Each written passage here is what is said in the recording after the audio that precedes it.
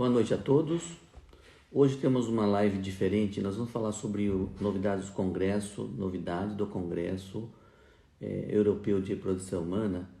E eu e a Marise vamos começar a conversa. Depois vamos ter outros convidados, né? E então, enquanto a gente espera a Marise aí, vamos falar do Congresso. Então, o Congresso foi um dos congressos, o Congresso Europeu é um dos maiores congressos de produção humana do mundo, talvez um pouco menor que o americano, mas ele tem um foco um pouco diferente porque ele também objetiva muitas novidades em relação à embriologia. Então, é um congresso que este ano, pela primeira vez, ele foi online. Então foi totalmente online, então de casa a gente pôde assistir, assim como várias outras pessoas assistiram o congresso à distância. Para você ter uma ideia do porte do congresso, esse ano teve 10.673 participantes. Então mais de 10 mil participantes do mundo todo, né? Principais países em ordem decrescente, primeiro foi a Índia, depois Reino Unido, China, Espanha, Itália, Estados Unidos e Alemanha. E o Brasil contou com 327 inscritos. É um congresso bastante grande, foi interessante pelo fato de ser online, foi bem bacana porque deu para a gente assistir no conforto de casa, né? Se bem que não foi tão confortável, porque começou 3h30 da manhã. O congresso começava às 3h30 da manhã e se estendia até 1h da tarde.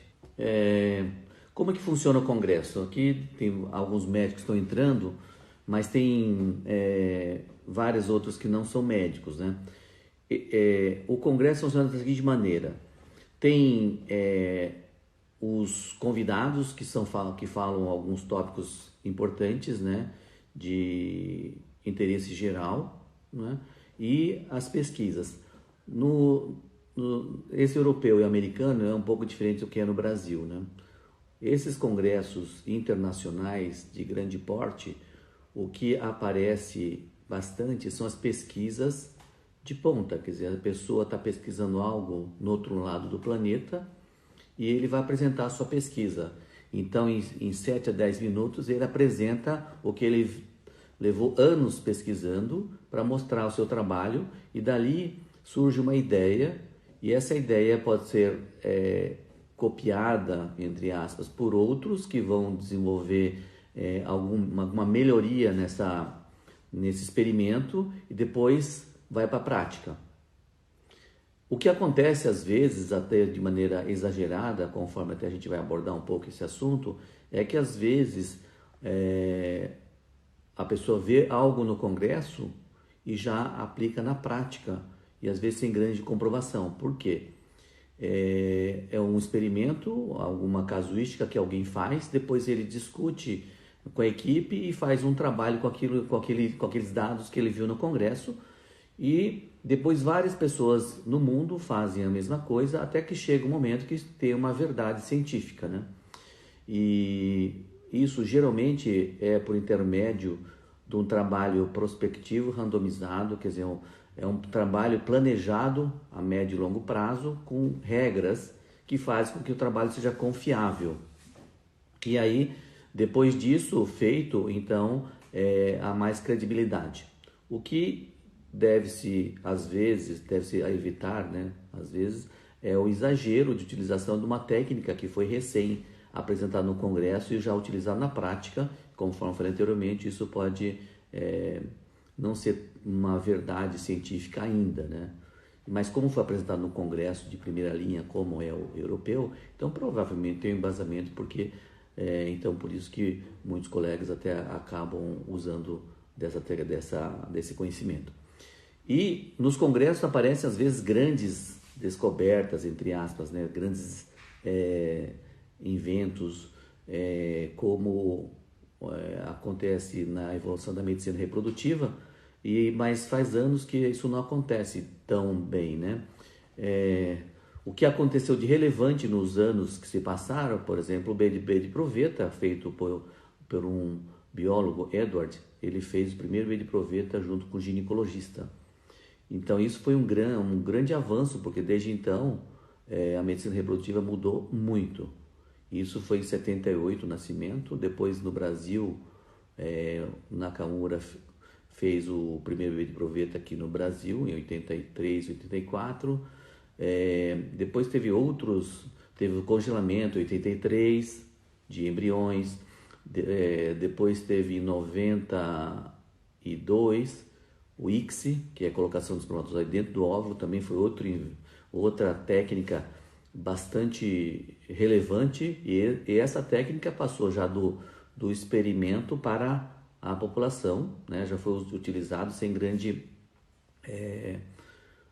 comprovação inicial, mas hoje está mais que provado que é uma técnica realmente revolucionária que também ajudou a mudar a medicina. Por falar nisso, o primeiro bebê de proveta foi Edward que fez, e ele ganhou o prêmio Nobel em 2010, e ele que fundou a Sociedade Europeia de Reprodução Humana. Então, esses são... Depois o que aconteceu foi o aparecimento das gonotrofinas, medicamentos que foram importantes, e o que acontece de maneira geral, o congelamento de 2005 também foi algo muito relevante, e o que acontece realmente nos congressos, ao que parece esse foi um deles, são pequenos ajustes ou grandes ajustes numa técnica, e não teve nenhum grande invento, vamos dizer assim. Então é sobre isso que a gente vai falar. A Marise, ela trabalha junto já há quase 20 anos, né? E ela, o braço direito no curso, ela e o Fábio, o braço direito no curso pós-graduação de produção humana que a gente tem. E aí a gente vem participando da formação, como eu falei anteriormente, vários colegas, né? E que alguns estão aqui, que vão participar ao vivo. Então, na verdade, a ideia é o seguinte, né? Como cada um tem um interesse no congresso, porque o congresso são várias atividades ao mesmo tempo, são 2 dias e meio, quase 3, de atividade, contando pré-congresso dá mais do que isso, mas... E aí tem várias sessões, né? E aí cada um vê uma sessão, e se fosse uma grande coisa, ia ter numa plenária assim, que ia mostrar tal, né? Então o que cada um assistiu da preferência deles, eles vão falar o que eles acharam de mais interessante no congresso, e com isso alguns colegas vão poder, até estou vendo que tem vários colegas aqui, né? Vão poder se atualizar. Na verdade, a gente vai fazer isso mais para frente do nosso curso pós-graduação mesmo. Nós vamos fazer uma coisa voltada para médicos, ginecologistas ou colegas que estão participando do curso online, ou daqueles que participam à semelhança do congresso, participam à distância e assistem às aulas ministradas pelas pessoas que a gente convida. Então vamos lá, começando pela Marise. E aí, Marise, o que você achou do congresso? Fala para mim, o que você achou de mais relevante? Fica à vontade de você falar. Eu acho que tem várias discussões e que a gente sempre traz uma preocupação em relação a exames que a gente faz, a métodos diagnósticos e também a procedimentos de uma forma geral que muitas vezes são de alto custo e podem não necessariamente trazer benefício. E assim também tem Isso outras foi técnicas, né, Marise? Tem outras coisas também, a questão do diagnóstico, do teste genético, né, pré-implantacional, né, como screening, né? E foi se falado bastante sobre isso, mosaicismo. Você poderia falar um pouquinho sobre isso aí? e assim com uma preocupação grande de como se melhorar a técnica de avaliação, no sentido da gente não descartar embriões que talvez teriam a chance de ir para frente. Acho Uhum. que isso é a grande preocupação, né? Então, vários pesquisadores mostrando como a gente poderia melhorar a análise desses mosaicos, mas a gente tem estudos publicados realmente mostrando que existe essa autocorreção. O embrião, a gente pode taxar ele hoje de alterado e, eventualmente, nascer uma criança normal. E aí, Marisa, a gente tem outras pessoas que você gostaria de falar mais? Poderia falar um pouco do seu trabalho que você fez aí para A gente contribuir? teve a oportunidade de apresentar um estudo com a utilização de um pré-tratamento com uma pílula que é anticoncepcional natural, né? Ela contém estrógeno natural, e com a utilização desse pré-tratamento, nós obtivemos o maior número de óvulos coletados, maior número de óvulos maduros e maior número de embriões de alta qualidade, que nós chamamos de embriões top quality. E com isso, no passado havia uma grande discussão a respeito de se utilizar as pílulas contraceptivas no preparo para a estimulação ovariana, que poderia diminuir a taxa de gravidez. No nosso estudo, a gente não encontrou isso. Não teve alteração na taxa de gravidez e, muito pelo contrário, a gente teve um número maior de óvulos, um número maior de embriões top quality. Um outro estudo que a gente vem desenvolvendo, que é em relação à pesquisa de bactérias, e é uma continuação um pouco do que a gente já apresentou no congresso no ano passado, que é o estudo do microbioma. O mundo inteiro está estudando a composição de bactérias, vírus, fungos, que fazem parte da nossa defesa, tanto intestinal, e existe uma preocupação com relação a essa defesa do ponto de vista vaginal e dentro do útero também. Então, alguns estudos mostraram que bactérias comuns podem atrapalhar a implantação embrionária. Então, no nosso serviço, a gente já tem como rotina investigar de forma mais simples essas bactérias. A gente não precisaria lançar mão de pesquisa genética, mas, sem dúvida nenhuma, a pesquisa genética dessas bactérias, do que existe como indivíduos dentro do endométrio, é fundamental para a gente poder correlacionar com a parte imunológica que vai permitir a implantação embrionária. Então, eu comecei a ver também no congresso outras pessoas com o mesmo pensamento e buscando as mesmas coisas. É verdade, você fala disso há muitos anos, você fala sobre esse assunto e esse congresso realmente falou-se bastante sobre essa questão, né? O que mais, Marisa, gostaria de falar para a gente ver se passa para... Eu acho que assim, eu acho que só para complementar, é importante as pessoas saberem que existem técnicas não invasivas, como, por exemplo, nós temos no nosso serviço o time-lapse, que na verdade, é uma filmagem do desenvolvimento do embrião, e onde a gente pode identificar alguns sinais de bem-estar do embrião. Então, novamente no congresso, novos trabalhos a respeito do time-lapse, que é uma técnica que continua sendo promissora. Ela mostra algumas alterações importantes e não é invasiva. Então, você não vai mexer no embrião, você não vai remover células, você não vai deixar sua marquinha sobre o embrião. Acho que essa é a grande mensagem. Falar nisso também, o que está sendo desenvolvido também, mas quase não se falou nesse congresso, é o desenvolvimento do diagnóstico pelo líquido onde cresce o nenê. Né? Quase não foi falado nesse congresso. Né? É uma técnica não invasiva também, que o embrião, durante seu desenvolvimento, ele pode liberar DNA e, com isso, amplificando esse DNA no líquido, consegue se detectar doenças. E parece que isso é uma técnica promissora, mas também voltamos a falar que isso ainda é experimental, né? Mas pelo menos não é invasivo. Não é isso? E agora? Exatamente isso. Acho que a gente pode dar oportunidade para outras pessoas falarem. E aí, Antônio, tudo bem? Olá, doutor Jorge. Tudo Prazer bem? estar aqui, hein? O Antônio, vamos falar do Antônio. O Antônio, ele é lá de Petrolina, né? Ele é já maduro, né? Experiente, veio fazer o curso com a gente. Acho que ele veio ensinar para a gente. Extremamente estudioso, né? E bem crítico, né?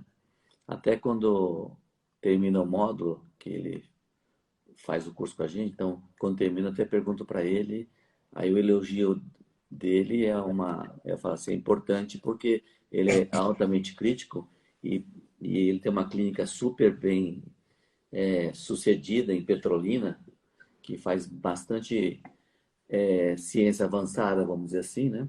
E para a gente é uma honra tê-lo no curso. E aí ele também está presenciando o congresso e como ele é super esforçado, né? Então eu falei para ele se ele, como ele vê rodapé de página também, eu queria que ele falasse do que ele achou interessante no congresso, Antônio. Vai lá. Mas eu queria trazer aqui uns dados estatísticos que foi apresentado pela doutora Kristen Wins, que é uma das representantes legais do Congresso, uma das diretoras. E essa estatística que ela apresentou pode modificar alguma das nossas condutas. Então, os dados de monitoramento europeu que ela apresentou, na verdade, são dados apresentados em 2017 e que são dados que foram finalizados em 2016, porque, na verdade, como são muitos centros, muitos países, eles, de fato, levam um pouquinho de 2 a 3 anos para poder apresentar os dados. E são evidências de dados de 34 países, de 1.333 centros e quase 1 milhão de ciclos que foram realizados até 2006, com quase 200 mil bebês nascidos. E na liderança da Europa, 3 países realizaram mais de 100 mil ciclos por ano. E a Rússia, em 2017, ficou em primeiro lugar, com mais de 137 mil ciclos. A Espanha em segundo, com 125 mil ciclos. E a França em terceiro, com 108 mil. Então, assim, pela primeira vez, a Rússia passa a primeiro lugar na Europa em ciclos realizados. E isso já é uma mudança realmente que não se esperava.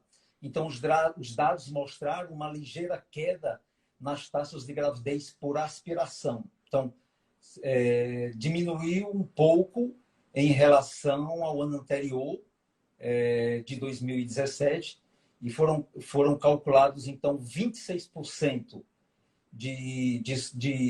na FIV clássica e 23% na ICSI. Então, novamente, houve uma discrepância entre as duas e ficou evidente nos últimos anos. Então, repetindo, por taxas de gravidez por aspiração, houve uma queda, né, mais proeminente na ICSI do que na FIV.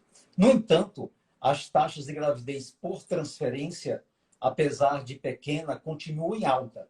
E houve uma redução no número de transferências com mais de um embrião e um declínio no número de gravidez gemelar.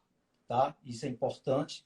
Então, os dados ainda mostraram transferências de 2 embriões, como a abordagem mais comum, 50%, mas com a transferência única ali encostado já na transferência de 2 embriões. Então, a transferência de 3 ou mais embriões caiu para quase zero e as gestações de gêmeos agora representam apenas 14% das gestações. Então, esses foram os dados gerais que ela apresentou. Então, é bem interessante, né? Que realmente tem tudo a ver com a economia, né? Esse desenvolvimento. E o Brasil, com a população que tem, era para ter muito mais, então, né?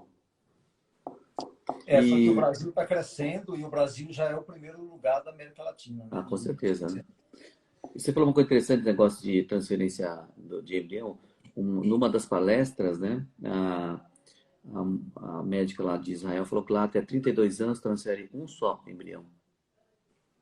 Que eu achei interessante, porque com isso diminui bastante o número de gravidez múltipla, né? São os casos de menor prognóstico, né? O outro dado importante estatístico é que No geral, o ICSI continua sendo o método de fertilização preferido da Europa, com 380 mil casos de ICSI e 160 mil de FIV clássica. E as transferências de embriões congelados agora representam cerca de metade de todos os ciclos. Então, uma tendência que cresce rapidamente ao longo do tempo, né?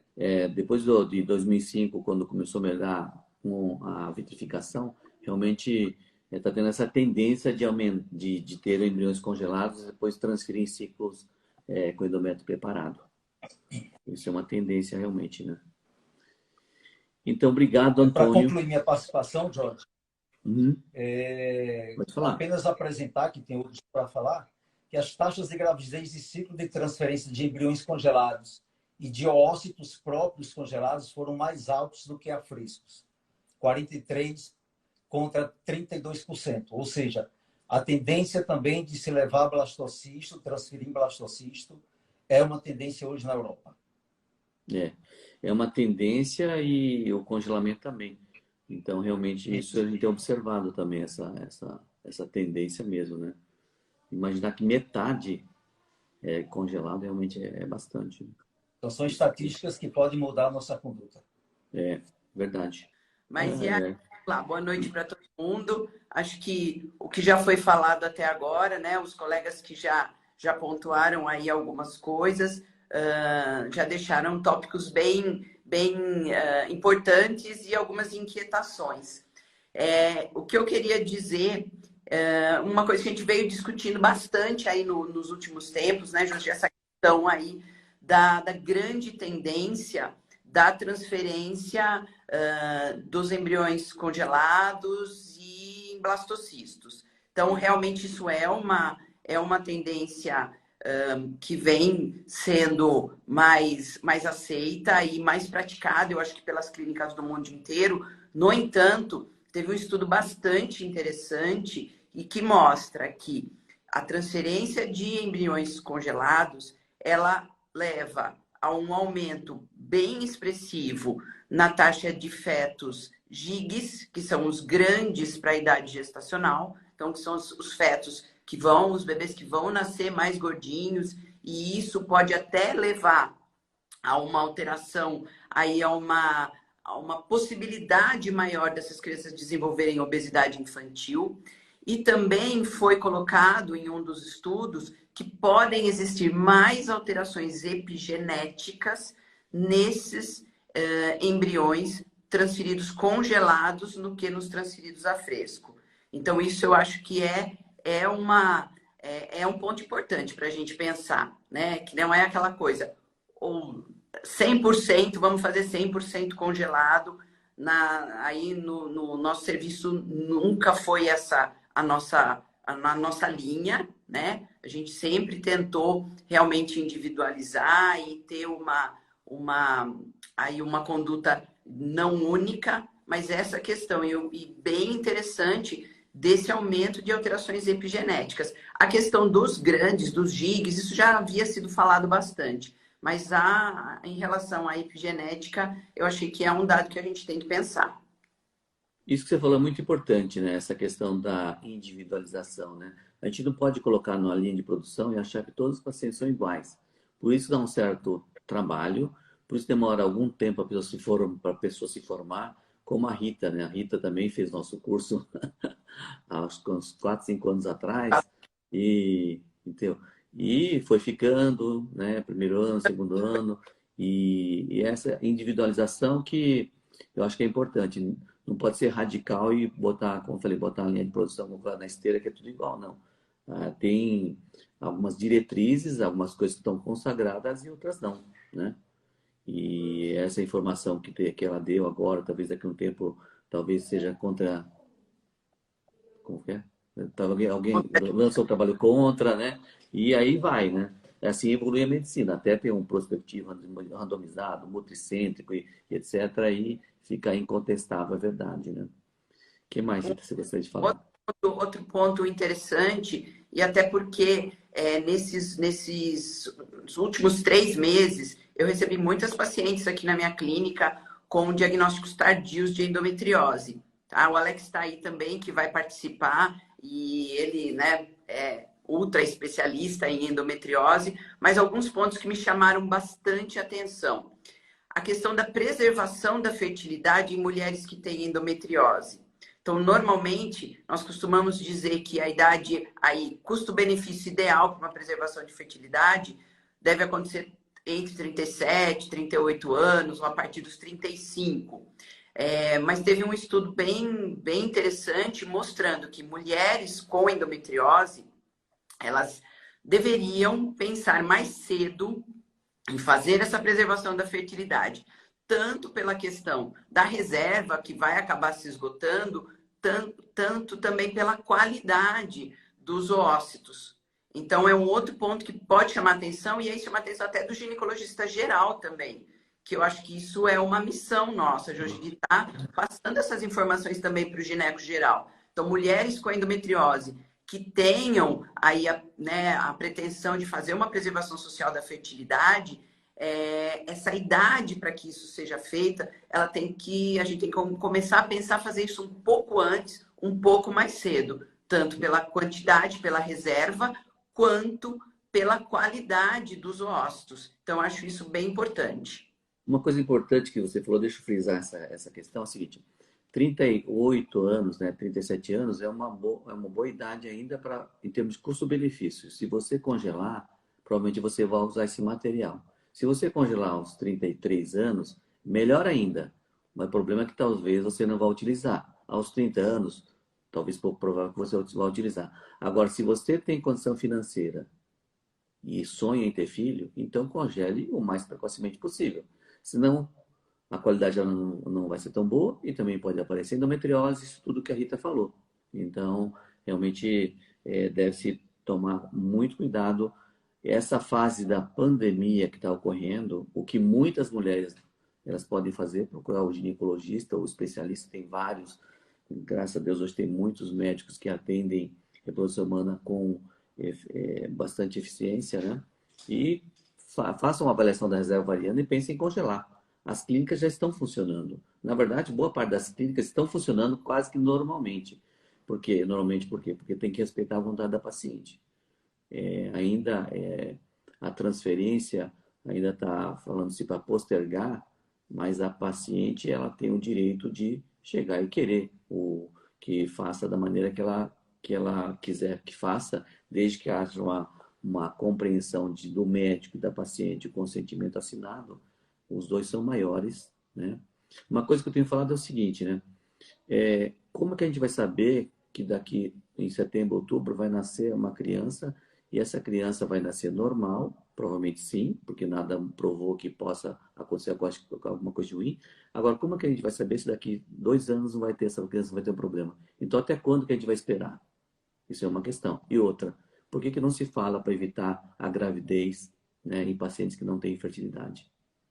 Então, a gente tem que questionar isso tudo, porque o sonho da mulher pode postergar, mas nem sempre pode postergar muito tempo. Coisa interessante sobre fator masculino, tá? Uma das coisas que eu achei aí interessante foi, na verdade, não foi um trabalho, foi uma aula mesmo, né, do Peter Schletter, que deixou aí bem claro que a maior questão para a gente melhorar a qualidade do material espermático masculino naqueles homens que têm alteração de fragmentação do DNA são as ejaculações mais próximas. Então, reduzir os períodos de abstinência, que isso também é uma das coisas que muitos casais, ou às vezes até colegas nossos, acabam tendo essa falsa ideia de que ejacular menos. Então, Alex, logicamente, como o foco dele principal é endometriose, né? Hoje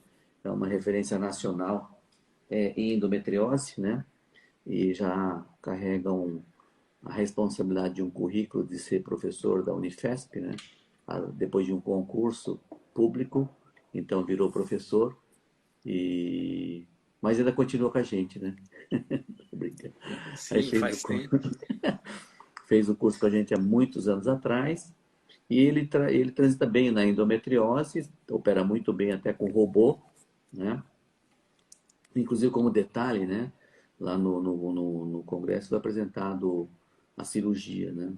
Aí a renostomosia ovária com robô realmente é uma técnica que com robô ficaria bem mais simples. O problema é o preço, né? Então, do procedimento. Às vezes, com isso, acaba sendo mais barato fazer uma fertilização in vitro, pelo menos no Brasil. Então, conforme eu falei, o Alex, o foco dele principal é endometriose e acaba ele ficando na interface endometriose com a reprodução humana. Então, ele faz bem as duas coisas. Então, ele ficou com o olho crítico nessa questão principalmente da endometriose, mas e outras coisas. Então, ele vai falar o que ele achou de interessante no congresso. O radar ele não tem jeito, ele fica, eu vou olhando para o congresso, mas onde tem endometriose acabo dando uma espiada, Jorge. E a Rita falou super bem desse estudo espanhol, eu já venho dando uma acompanhada na Ana Copo, que apresentou isso, e no trabalho dela, que é bem interessante. E é um estudo relativamente simples, né? Mas é interessante que às vezes um estudo relativamente simples ele coloca uma base, uma orientação tão sólida na conduta, na prática, né? E eu acho que foi o caso desse estudo que eles publicaram em fevereiro e que ela apresentou agora na ESHA, falando sobre o uso de óvulos congelados. Então, resumindo bem, e vou ser bem breve, porque eu sei que ainda tem outros colegas e você já está faz tempo aí, mas o que eles fizeram foi, em um grupo grande de mulheres que tinham congelado óvulos nos últimos anos e que voltaram para usar os óvulos congelados para tentar engravidar. De 500 mulheres que, no intervalo de 2 ou 3 anos, utilizaram esses óvulos congelados para engravidar, eles dividiram as que tinham congelado o óvulo antes de fazer cirurgia para endometriose daquelas que congelaram o óvulo depois. Então foi, se eu não me engano, quase metade aí dessas 500 tinham já operado endometriose um pouco antes e metade não. E eles encontraram uma taxa de fertilização, taxa de gravidez e de nascidos vivos significativamente maior nas que tinham congelado os ovos antes de operar. Essa era uma questão, Jorge, que há muitos anos eu vejo em muitos congressos dividindo opiniões de pessoas muito experientes. Puxa, será que eu vou congelar um óvulo de uma mulher com endometriose? Sendo que a gente conhece as alterações no óvulo da mulher com endometriose, no componente de mitocôndrias, no spindle, e na estrutura em vários pontos do óvulo. E será que vai ser pior para a paciente ou não? E eles mostraram que não, que realmente você congelar antes da cirurgia é melhor. Então esse foi um ponto que ela levou e apresentou isso no congresso, esse estudo. E teve hoje pela manhã um grupo indiano, um pesquisador líder aí desse trabalho de um grupo indiano também trouxe um estudo bem interessante, Jorge, para uma situação que a gente enfrenta muitas vezes e que é das mais difíceis, que é definir o que fazer nas mulheres que têm endometrioma de ovário, principalmente quando ele é bilateral. Essa é uma situação que realmente a gente fica entre a cruz e a espada, né? Porque já há alguns anos a gente sabe que operar um endometrioma bilateral vai provocar uma perda de parte dos folículos e dos óvulos e, ao mesmo tempo, você tem um ovário com poucas condições de captação de óvulo, né? Às vezes esses endometriomas tomam conta dos ovários completamente. A comparação que eles fizeram foi entre um grupo de mulheres que passaram por um procedimento cirúrgico, tiraram esse endometrioma e depois fizeram a fertilização, compararam com um grupo de mulheres que eles fizeram uma punção, esvaziaram esse endometrioma e fizeram a FIV logo depois. A taxa de óvulos foi igual, a taxa de gravidez foi igual, mas a taxa de nascidos vivos foi significativamente maior no grupo que fez a punção só do endometrioma, né? Então, só para ficar mais fácil entender, para o pessoal leigo que está acompanhando, é uma punção com uma agulha, eles entram dentro do endometrioma, aspira e murcha todo aquele conteúdo líquido do cisto que está no ovário, que é o endometrioma. Esse endometrioma, ele murcha, o ovário ele continua lá com a chance grande de recidivar, mas logo depois, quando é feito o estímulo para a fertilização in vitro, você tem mais espaço nesse ovário para o crescimento de outros folículos para permitir a captação dos ovos que a gente faz na FIV. E segundo esse estudo, foi a opção melhor para essas situações aí tão difíceis, né? E como vocês falaram, claro, é um estudo, ele tem que ser olhado nos próximos dias. Certamente eu vou olhar nos próximos dias. Não, esse estudo ainda vai ser publicado. Eles apresentaram resultados preliminares. Depois de publicado, a gente tem que olhar com calma, ver a qualidade do estudo, ver como é que foi o desenho desse estudo, mas é um indício interessante que também vai ajudar a gente a definir o que fazer nesse tipo de caso. Exatamente. Esse é o objetivo do Congresso, apresentar as ideias, né, os estudos preliminares, e depois o planeta continua daí para frente, fazendo as publicações e melhorando a ciência, né? O que mais você gostaria de falar? Eu achei importante, Jorge, também que em algumas apresentações o pessoal trouxe resultados do uso da progesterona na indução da FIV como proposta para bloquear o pico de LH que acontece perto da captação, né? Então, E agora o pessoal não entendeu nada.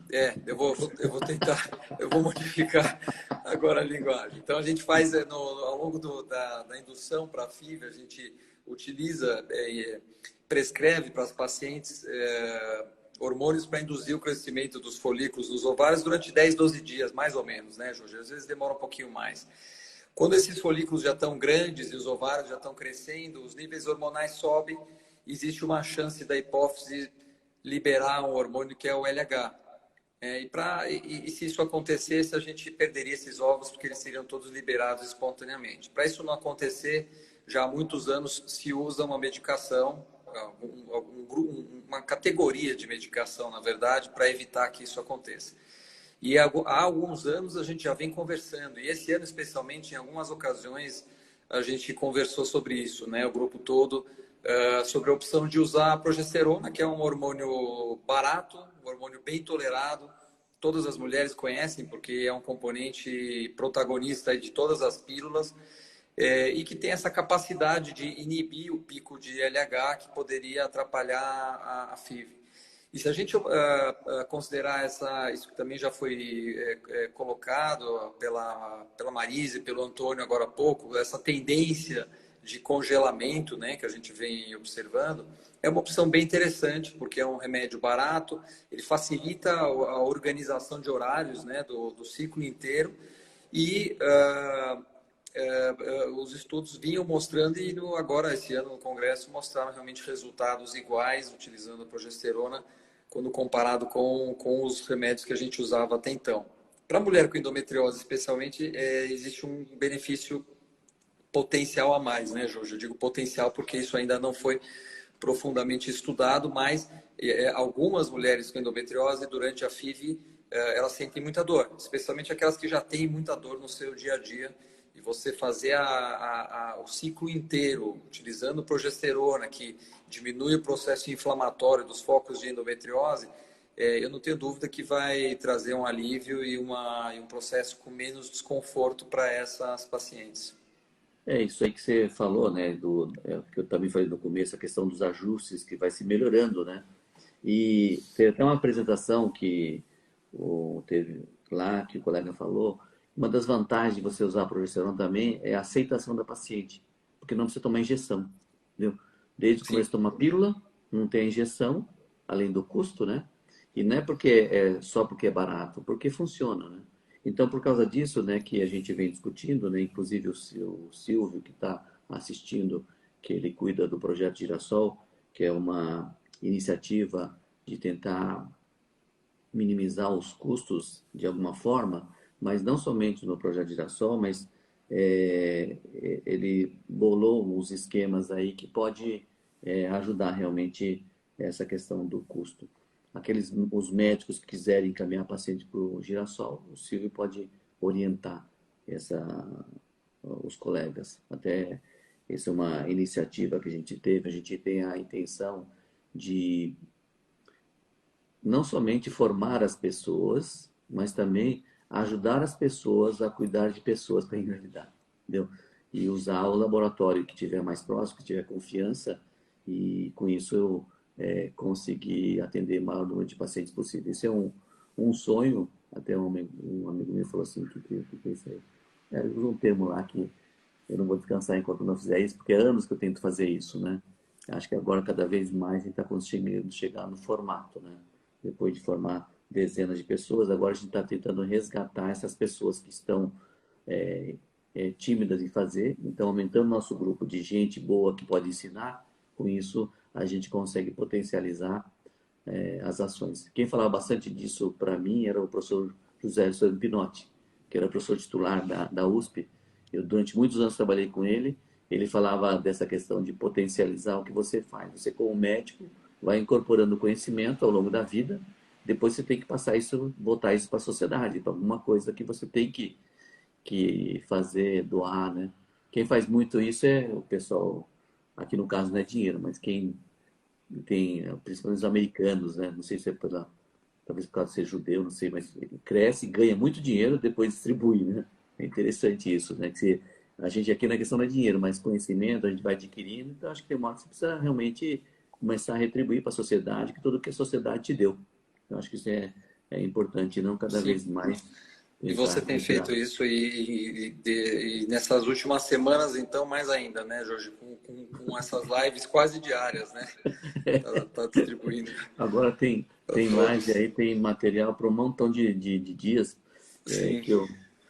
que vai ser veiculada. Obrigado pelo aí. convite, grande prazer, boa noite para todos que acompanharam. Até mais, obrigado, Um abraço. Alex. Tchau, tchau. Parabéns, tchau, tchau. O Luiz Eduardo, ele é de Limeira, mas volta e meia está em São Paulo. Então, ele tem toda uma carreira acadêmica, né, fez doutorado na Unicamp, né? E depois ele fez nosso curso há vários anos atrás também, e super dedicado, amigo, Obrigado, parceiro, né? Até quando a gente foi fazer a clínica lá de Sinop, que é uma filial nossa, que quem cuida lá é a Daiane. O que você achou? O que você achou de mais interessante no congresso que você poderia falar? Então, Jorge, assim, eu sei que as pessoas falaram em coisas, né, assim, bem específicas, mas eu vou tentar falar um pouquinho meio genérico, assim, de algumas coisas que eu achei muito interessante. Eu acho que, assim, o senhor aí que está bem, assim, há mais tempo, né, na parte de produção, eu acho que o que a gente conseguiu ver, assim, de uma maneira geral, vamos dizer assim, na mensagem do Congresso, é que o menos talvez seja mais, né?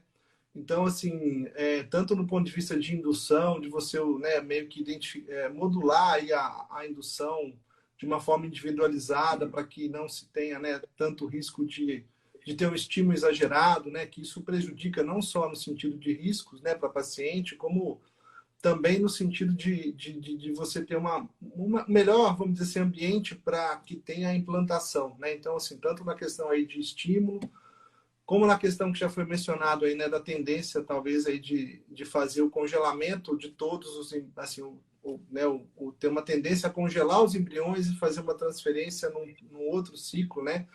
Isso parece que nos trabalhos que foram mostrados, inclusive, eu achei interessante até que foi comentado, assim, a doutora Marise comentou da história aí do microbiota, né? É interessante que ele mostrou no trabalho que o estímulo, né, quando você faz o estímulo da ovulação, isso altera a flora, né, tanto da vagina como do endométrio.